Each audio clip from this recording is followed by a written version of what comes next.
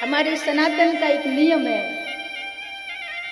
पहली रोटी हमेशा गाय माता के लिए निकलती है, आखिरी रोटी हमेशा कुत्ते के लिए निकलती है।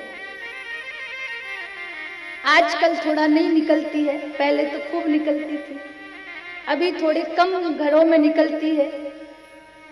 पर संतों ने कहा है कि पहली रोटी पर गाय माता का अधिकार है, आखिरी रोटी पर कुत्ते का अधिकार है। पर होता क्या है कि सुबह सुबह पति को ऑफिस जाना होता है और सुबह सुबह रोटियां बनाएंगे, ए जी कितनी रोटियां बना दूं, ए जी कितनी चपाती रख दूं। पति कहे कि 4 रख दो, तो जल्दी जल्दी में 4 चपाती बना के पहली रोटी पति के टिफिन में रख दी। पति देव तो चले गए, फिर बच्चों का टिफिन बना दिया, बच्चे भी चले गए, फिर सास ससुर को प्रसाद पवा दिया और भोजन बनाते बनाते बनाते बनाते जब सबका भोजन हो गया और आखिरी की जो 3-4 रोटियां बची, खुद अपनी थाली लगाई, खुद खा ली। फिर कई बार माताएं आती है हमारे पास, बोले महाराज क्या कहें, जब शादी करके नए नए आए थे ना तो हमारे पति का दिमाग बड़ा दौड़ता था, आजकल तो गाय जैसे हो गए, दिमाग काम ही नहीं करता। गाय की रोटी खिलाओगे तो गाय जैसे ही स्वभाव बनेगा।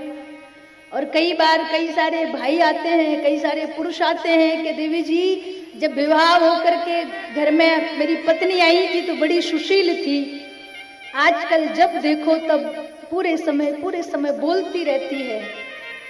हमने कहा कि भैया भोजन कौन बनाता है, कि वो ही बनाती है और सबसे आखिरी में पाती है। और महाराज मैं तो कुछ बोल ही नहीं पाता, पता नहीं क्या हुआ, वो बोलती रहती, मैं जवाब ही नहीं दे पाता।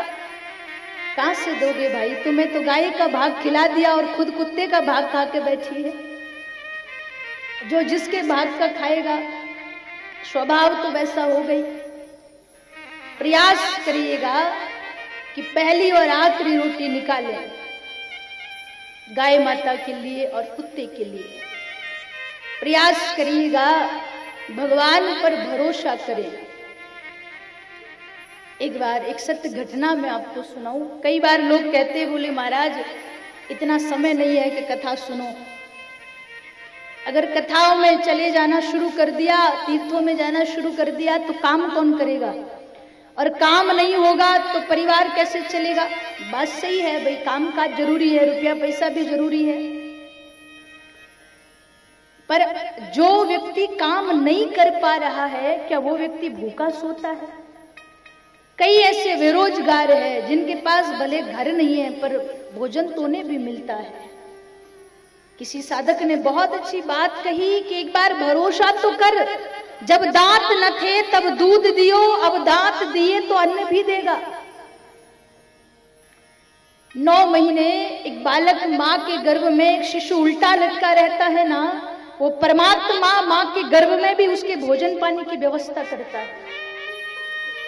बालक का जन्म हुआ, भगवान उस बालक की मां के स्तनों में दूध की व्यवस्था करता है, और जैसे बालक के दांत आने शुरू होंगे तो भगवान उसके अन्न की व्यवस्था भी करेगा।